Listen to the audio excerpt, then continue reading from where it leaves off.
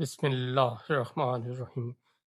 دندان کان کی فیصلہ کن جنگ۔ سن 1040 کی سرد اور خاموش رات تھی۔ خراسان کی سرزمین پر خوف اور بے یقینی کے بادل منڈلا رہے تھے۔ ایک طرف غزنوی سلطنت اپنی پوری شان و شوکت کے ساتھ کھڑی تھی اور دوسری طرف صحراؤں سے نکلنے والے سلجوق ترک اپنی بقا اور مستقبل کی جنگ لڑنے کے لیے تیار تھے۔ یہ وہ لمحہ تھا جس نے اسلامی تاریخ کا دھارا بدل دینا تھا۔ یہی وہ جنگ تھی جسے تاریخ دندان کان کی جنگ کے نام سے یاد کرتی ہے۔ سلجوق قبیلے کے عظیم رہنما ترکل بیگ اور ان کے بھائی چغری بیگ کئی برسوں سے خراسان کے میدانوں میں اپنی طاقت قائم کرنے کی کوشش کر رہے تھے۔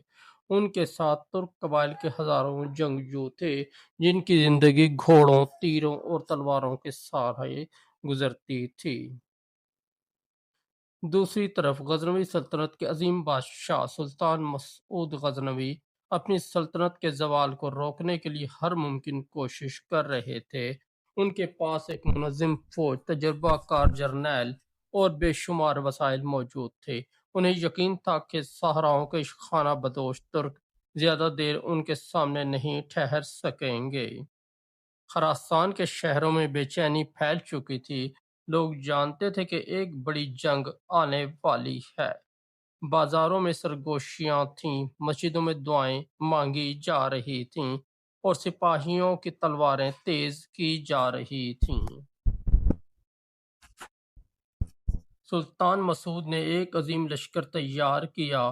ہزاروں گھڑ سوار، پیادہ فوج، جنگی ہاتھی اور بھاری اسلحہ ان کے ساتھ تھا۔ ان کا مقصد صرف ایک تھا، سلجوقیوں کو ہمیشہ کے لیے ختم کر دینا۔ لیکن سلجوق سردار جانتے تھے کہ وہ کھلے میدان میں اس طاقتور فوج کا مقابلہ نہیں کر سکتے۔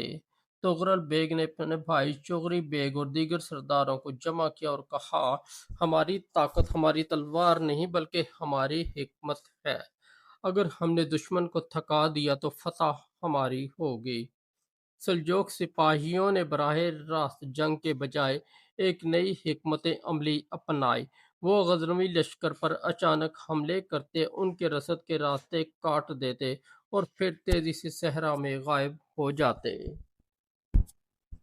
غزنوی فوج مسلسل سفر اور حملوں سے کمزور ہونے لگی۔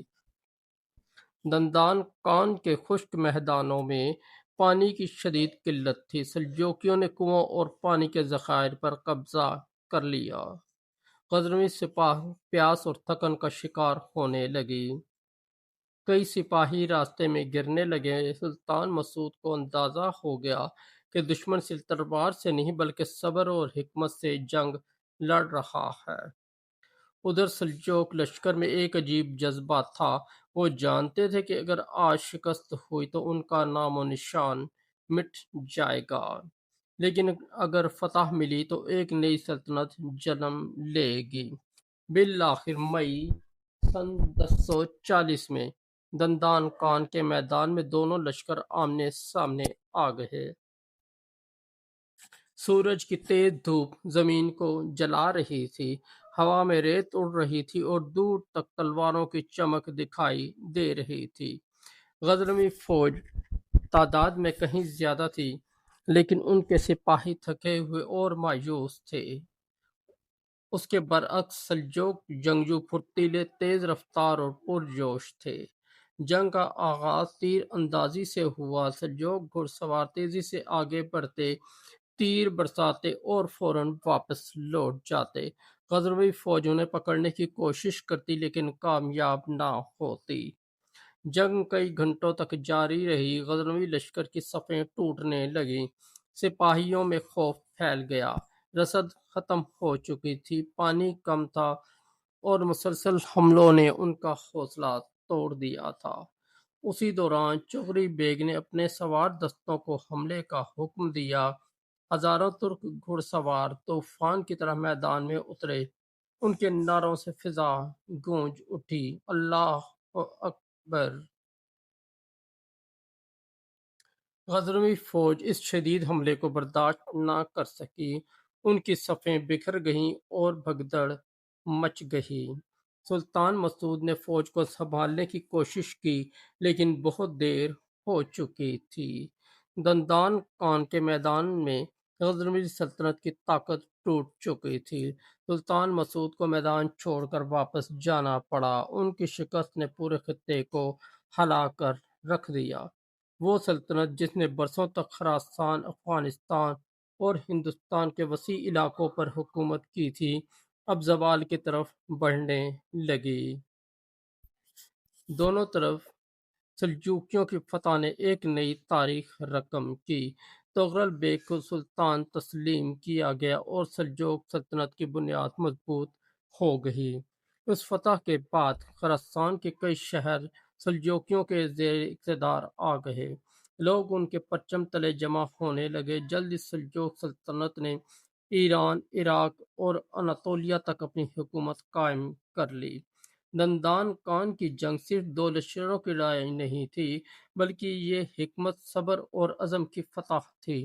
اس جنگ نے ثابت کیا کہ صرف بڑی فوج اور طاقت ہی کامیابی کی ضمانت نہیں ہوتی، بلکہ درست منصوبہ بندی اور مضبوط ارادہ بھی تاریخ کا رخ بدل سکتے ہیں۔ آج جب ہم سلجوق تاریخ کو دیکھتے ہیں تو دندان کان کا میدان ہمیں ایک عظیم سبق دیتا ہے۔ ایک چھوٹا سا قبیلہ جس کے پاس محدود وسائل تھے، اپنے حوصلے اور اتحاد کی بدولت ایک عظیم سلطنت کی بنیاد رکھنے میں کامیاب ہوا۔ دندان کان کی فتح نے سلجوقیوں کو صرف ایک سلطنت نہیں دی، بلکہ انہیں اسلامی دنیا کی قیادت کا راستہ بھی دکھایا۔ یہی وہ فتح تھی جس نے بعد میں بغداد، اناطولیہ اور بیت المقدس کی تاریخ پر بھی گہرے اثرات مرتب کیے، اور یوں خراسان کے ریگزاروں میں لڑی جانے والی یہ جنگ تاریخ کے صفحات پر ہمیشہ کے لیے امر ہو گئی۔ جب بھی سلجوقیوں کی عظمت کا ذکر ہوگا، دندان کان کا میدان، تغرل بیگ کی حکمت، چغری بیگ کی بہادری اور ایک نئی سلطنت کا آغاز ہمیشہ یاد رکھا جائے گا۔ دوستو، اگر آپ کو ہماری اسٹوری اچھی لگی تو ہمارے چینل کو سبسکرائب کر دیں، اس ویڈیو کو لائک اور دوستوں کے ساتھ شیئر کر دیں۔